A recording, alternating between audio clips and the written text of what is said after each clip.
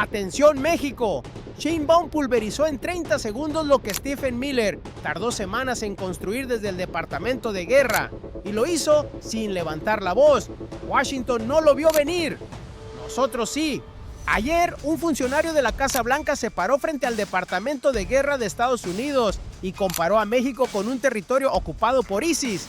No lo dijo en Twitter, no lo dijo en una entrevista, lo dijo en un acto militar formal, con uniformes, con medallas, con el aparato castrense de la primera potencia del mundo como telón de fondo. Eso no fue un exabrupto, eso fue una operación, y Claudia Sheinbaum lo vio venir, lo leyó en tiempo real, y antes de que el ciclo de noticias terminara, ya había ejecutado la respuesta más quirúrgica que cualquier gobierno mexicano ha dado en décadas a una provocación de Washington. Pero hay algo que los noticieros no te van a decir. Miller no eligió ese escenario por accidente. El Departamento de Guerra tiene un nombre, tiene un peso simbólico específico, y usarlo para hablar de México, no de Irán, no de Corea del Norte, no de Rusia, envía un mensaje que va mucho más allá de una declaración de campaña. La pregunta que nadie en Washington está respondiendo es esta: ¿por qué el Departamento de Guerra? ¿Por qué ahora? ¿Y por qué México? Esa pregunta ya tiene respuesta en el análisis de Sheinbaum, y es la que los medios no quieren publicar. Quédate, porque lo que vas a escuchar en los próximos minutos no lo vas a encontrar en ningún noticiero convencional. Para entender la magnitud de lo que acaba de ocurrir, hay que retroceder. No décadas, no siglos, solo hay que retroceder al manual que Washington ha usado con México durante los últimos 40 años. El manual era simple, brutal, y funcionó durante demasiado tiempo. Cada vez que Estados Unidos necesitaba un villano para consumo electoral interno, México estaba disponible. Cada vez que necesitaba una explicación para sus propios problemas, la crisis de opioides, el fentanilo en las calles de Ohio, la violencia en ciudades fronterizas, México era el culpable perfecto. Y los gobiernos mexicanos del PRI y del PAN aprendieron a aceptarlo, no porque fueran estúpidos, porque calculaban que la sumisión era rentable, que era mejor encajar el golpe diplomático, bajar la cabeza y esperar a que el ciclo de noticias pasara, que confrontar a Washington costaba más de lo que valía. Ese fue el manual durante el gobierno de Zedillo, durante Fox, durante Calderón, que llegó al extremo de militarizar el país entero bajo una estrategia diseñada en parte en Washington y financiada parcialmente con los $1,400 millones de la Iniciativa Mérida.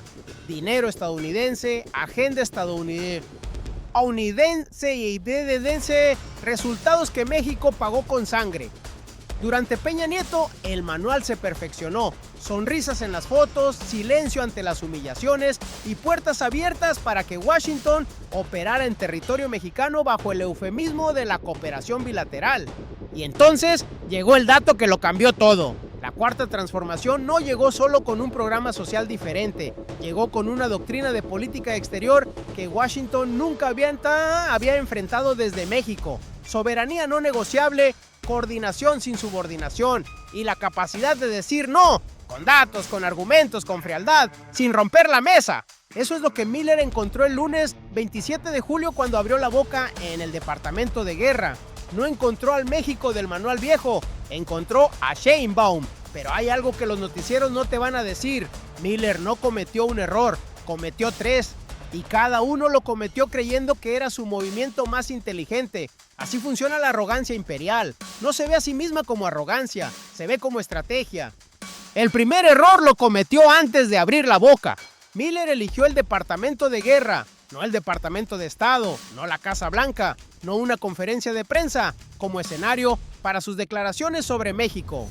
En ese acto se entregaba la Medalla de Defensa de la Frontera Mexicana, un evento militar, solemne, con peso institucional castrense. La lógica parecía impecable.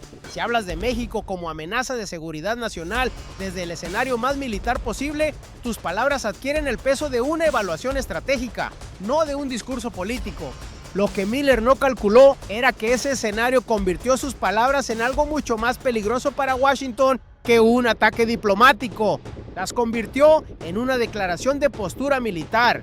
Y eso le dio a Sheinbaum exactamente el argumento que necesitaba. Esto no es política de seguridad bilateral, esto es una operación de preparación narrativa y la están haciendo desde el Departamento de Guerra.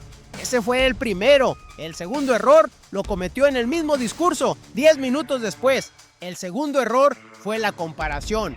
Miller comparó a los cárteles mexicanos con ISIS, con Al-Qaeda, con las organizaciones terroristas más reconocibles del imaginario estadounidense post-11 de septiembre. Parecía una jugada devastadora. Activaba el miedo, unificaba a la base republicana, ponía a México en la misma categoría que los enemigos más odiados de Estados Unidos en las últimas 2 décadas.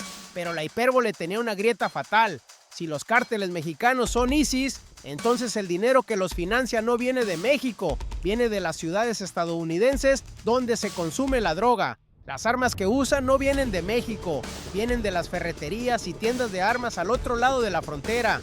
El dinero lavado no desaparece en el desierto de Sonora, entra al sistema financiero estadounidense. Lo que Miller no calculó era que su propia hipérbole destruía su argumento. Porque si los cárteles son tan poderosos como ISIS, la pregunta obvia es quién los alimenta. Y esa pregunta tiene una respuesta que apunta directo al norte. Detente un segundo aquí, porque lo que sigue es más importante.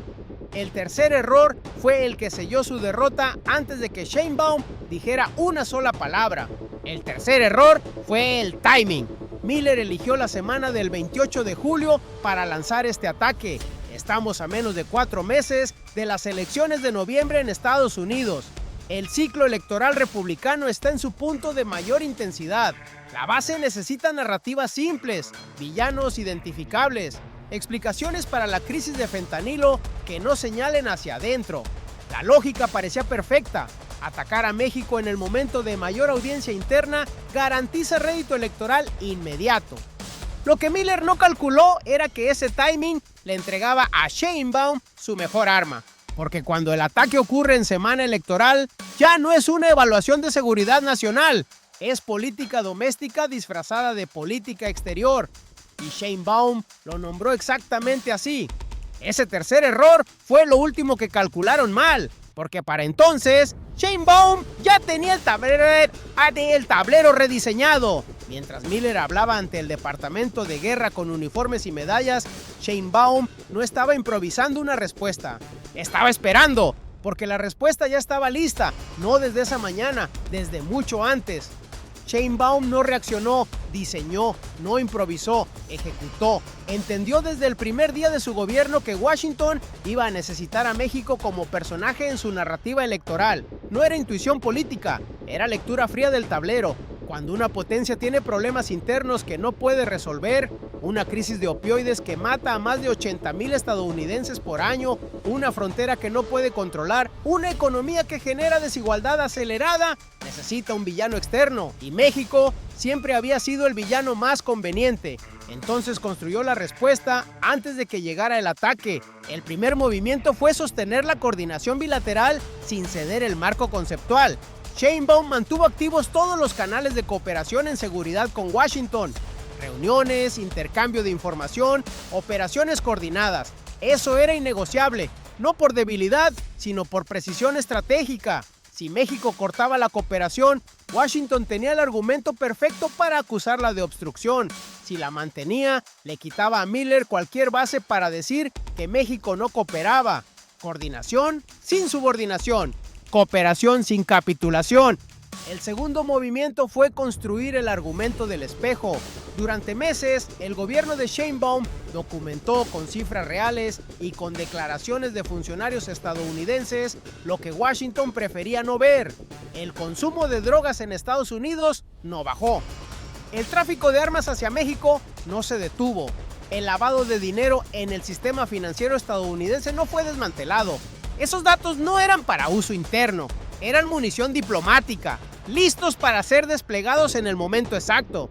Y cuando llegó ese momento, la mañana del martes 28 de julio en la mañanera del pueblo, Sheinbaum no necesitó más de 3 oraciones para activar todo el argumento. Quédate porque la última pieza lo cambia todo.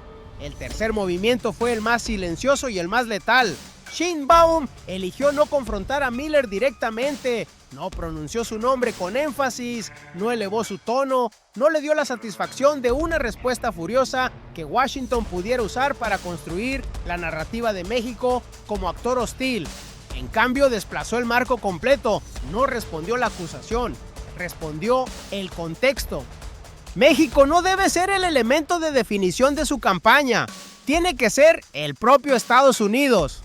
En una oración, convirtió el ataque de Miller en evidencia de su propio argumento. No era política de seguridad, era operación electoral, y al nombrarlo así, le quitó a Washington el escudo institucional que Miller había intentado construir en el Departamento de Guerra. La respuesta aterrizó, y el efecto no fue el que Miller había calculado, porque Miller esperaba una de dos cosas: o el silencio incómodo de un gobierno que no quiere el conflicto, o la furia descontrolada de un presidente latinoamericano que cae en la trampa de la confrontación directa. Sheinbaum no le dio ninguna de las dos, le dio algo mucho más devastador: la calma de quien ya ganó el argumento antes de pronunciarlo. En México gobierna el pueblo, no gobierna nadie más. Esa frase no era una declaración de orgullo, era una refutación directa a la tesis central de Miller, que los cárteles controlan el territorio mexicano, dicha sin necesidad de citar cifras, sin necesidad de contraargumentar punto por punto, sin necesidad de elevar la voz. En la sala de prensa de la Mañanera del Pueblo, los reporteros entendieron lo que acababa de ocurrir.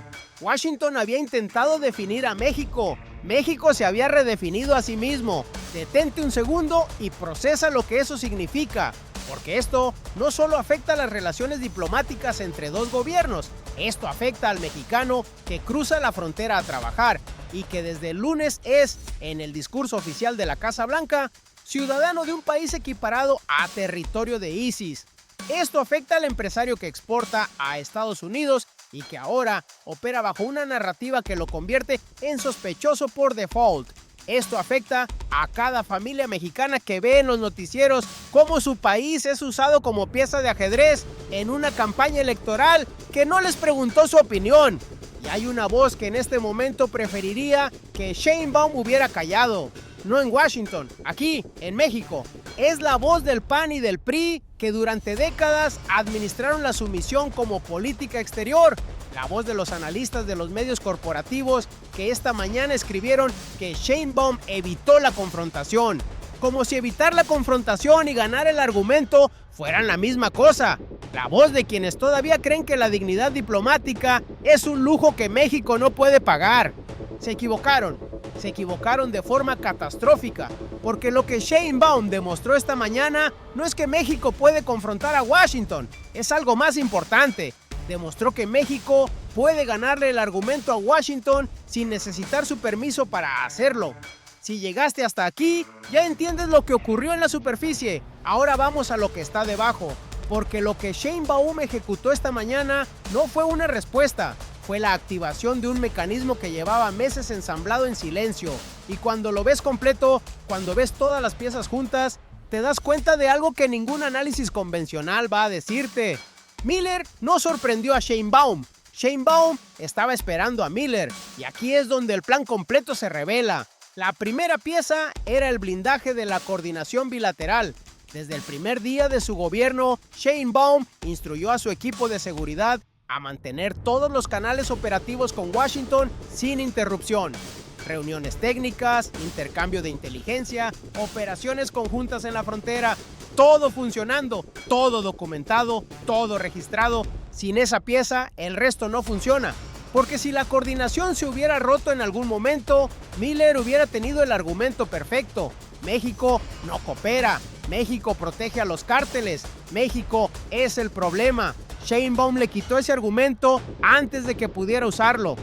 La segunda pieza era el archivo del espejo. Durante meses, el gobierno mexicano construyó, en silencio, sin conferencias de prensa, sin titulares, una base de datos de los propios datos estadounidenses sobre consumo de drogas, tráfico de armas y lavado de dinero al norte de la frontera.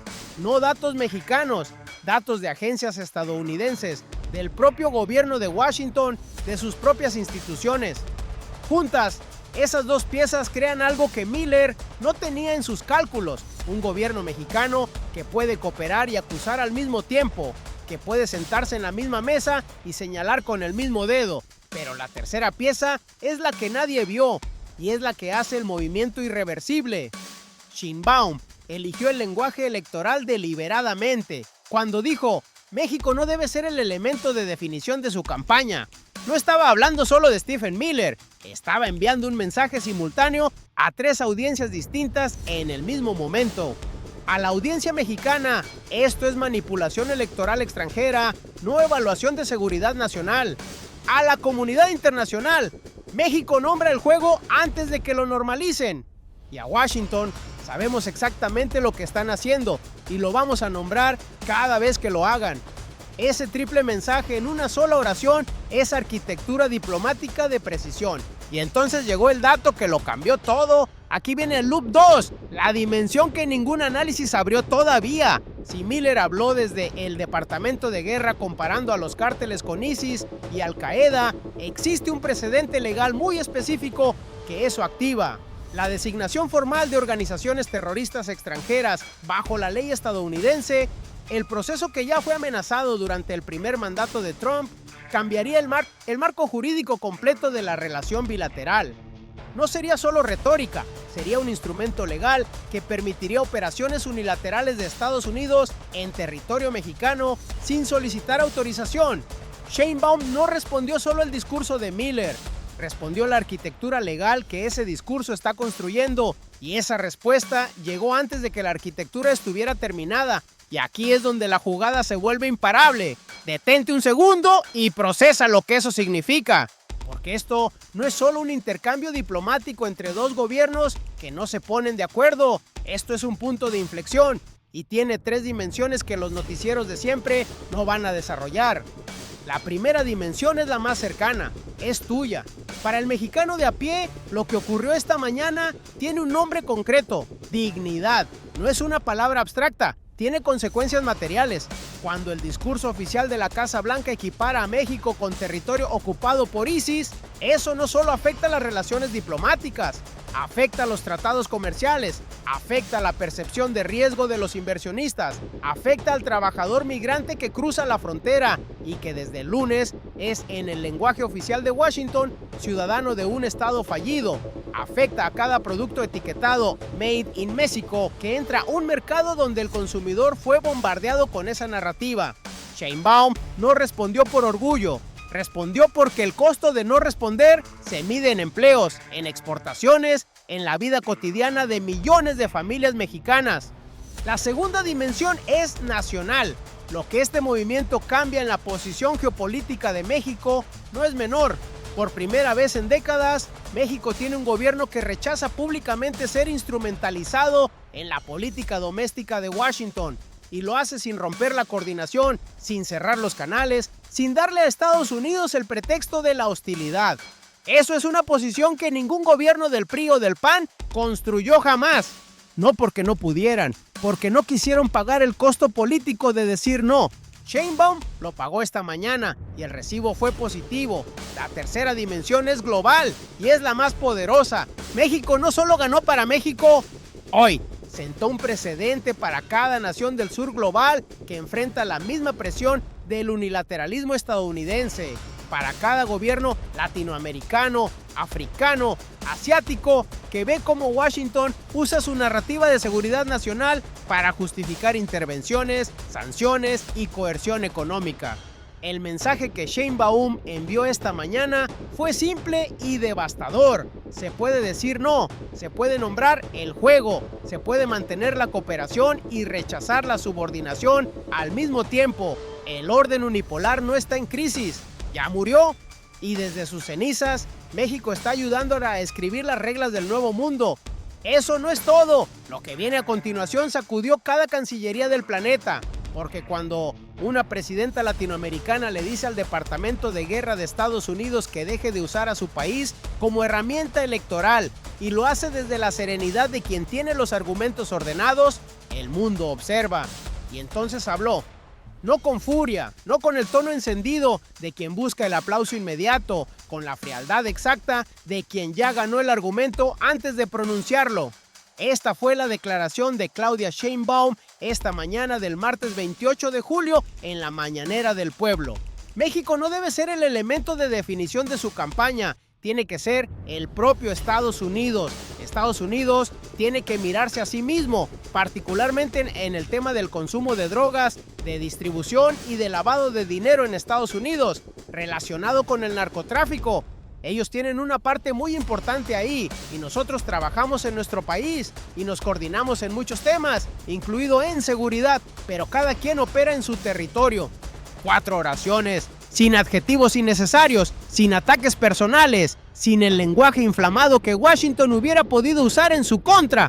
Pero cada frase fue un misil quirúrgico. Cuando dijo, México no debe ser el elemento de definición de su campaña, no estaba hablando solo de Stephen Miller, estaba enviando un mensaje directo a toda la maquinaria electoral republicana. Sabemos exactamente lo que están haciendo, lo nombramos y al nombrarlo le quitamos el poder. Cuando dijo Estados Unidos tiene que mirarse a sí mismo, no estaba siendo defensiva, estaba ejecutando la inversión del marco completa. Convirtió a México de acusado en fiscal. En una oración, cuando dijo cada quien opera en su territorio, cerró la trampa, porque esa frase tiene 2 lecturas simultáneas. Para Washington, México respeta la soberanía bilateral y no interfiere en asuntos internos estadounidenses. Para México, y exigimos exactamente lo mismo. Y aquí es donde la jugada se vuelve imparable. La declaración fue también un mensaje hacia los adversarios internos, hacia los analistas de medios corporativos que esta mañana escribieron que Sheinbaum evitó la confrontación, como si esquivar y ganar fueran sinónimos. Hacia los políticos del viejo régimen que todavía creen que la dignidad es un lujo diplomático. Esto es Sheinbaum. No improvisó, no reaccionó, diseñó, ejecutó y cuando habló ya había ganado. Pero la pregunta que nadie en Washington está respondiendo es esta: ¿qué viene después? Porque lo que ocurrió el lunes 27 de julio en el Departamento de Guerra no fue un evento aislado, fue un movimiento dentro de una secuencia, y esa secuencia tiene una dirección muy específica. El hilo que queda suelto es la designación formal de los cárteles mexicanos como organizaciones terroristas extranjeras bajo la ley estadounidense. No es hipótesis, es el siguiente paso lógico de la narrativa que Miller construyó en ese discurso. Si los cárteles son ISIS, si son, en sus propias palabras, organizaciones que controlan territorio, matan, extorsionan y desestabilizan democracias, entonces la legislación estadounidense ya tiene un mecanismo disponible para responder a eso. Se llama la designación FTO, Foreign Terrorist Organization. Y una vez que esa designación se activa, el marco legal de la relación bilateral cambia de forma radical. Permite operaciones estadounidenses en territorio extranjero, permite sanciones económicas, permite persecución de activos en el sistema financiero global. Trump ya amenazó con activar ese mecanismo durante su primer mandato. La pregunta no es si lo van a intentar, la pregunta es cuándo. Y si van a intentarlo antes de noviembre, cuando el rédito electoral es máximo, o después, cuando ya no necesitan el espectáculo. México llegó a este momento con la doctrina de la soberanía activa completamente articulada. Ahora tiene algo más, tiene el registro público de haber nombrado la operación antes de que se completara. Y eso, en el derecho internacional, en la diplomacia multilateral y en la narrativa global, importa. Lo que se viene en las próximas semanas, mientras el calendario electoral estadounidense avanza hacia noviembre, va a exigir exactamente el mismo nivel de precisión que Sheinbaum demostró esta mañana. En el próximo análisis vamos a desmenuzar el mecanismo de designación terrorista y lo que significaría para México si Washington decide activarlo antes de las elecciones. Porque lo que está a punto de pasar en ese frente legal va a cambiar el tablero completo de la relación bilateral y vas a querer estar aquí cuando ocurra. Pero lo más poderoso no era lo que se veía, lo más poderoso es que Sheinbaum ya está preparada para ese movimiento también. Hagamos el recuento, porque este análisis merece cerrarse con la misma precisión con que Sheinbaum cerró su respuesta esta mañana. Lo que ocurrió el lunes 27 de julio, Stephen Miller, subjefe del gabinete de la Casa Blanca, se paró frente al Departamento de Guerra de Estados Unidos y comparó a los cárteles mexicanos con ISIS y Al Qaeda. Dijo que controlan territorio en México. Dijo que el sistema judicial, político y legal mexicano no funciona. Lo dijo en un acto militar formal, en semana electoral, con 4 meses de distancia hacia los comicios de noviembre. ¿Cómo ocurrió la respuesta? Sheinbaum no entró en pánico, no elevó la voz, no cayó en la trampa de la confrontación directa que Washington necesitaba para construir la narrativa de México hostil. En cambio, activó un mecanismo que llevaba meses ensamblado: cooperación sostenida, más argumento del espejo, más desplazamiento del marco electoral.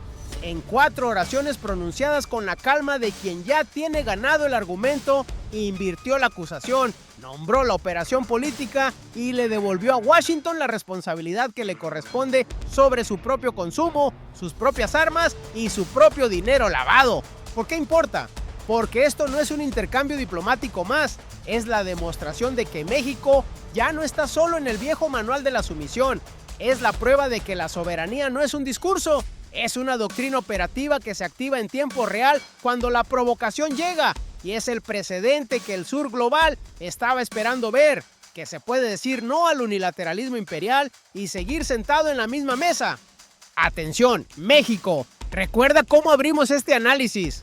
Un funcionario de la Casa Blanca se paró frente al Departamento de Guerra y comparó a tu país con territorio de ISIS. Y la presidenta de México le respondió desde la frialdad de una estratega, con 4 oraciones sin adjetivos, que lo que realmente necesita explicación no es México, es Estados Unidos. La soberanía de México no se negocia, y esta mañana quedó demostrado que tampoco se intimida. Si este análisis te abrió los ojos sobre lo que realmente está en juego, dale like ahora mismo. Cada like le dice al algoritmo que este tipo de contenido importa, el que no te van a dar los noticieros de siempre. Suscríbete al canal y activa la campana, porque lo que viene en las próximas semanas, con el calendario electoral estadounidense y la amenaza de la designación terrorista sobre la mesa, va a necesitar análisis así de profundo y vas a querer estar aquí. ¿Crees que Washington va a intentar la designación terrorista antes de las elecciones de noviembre?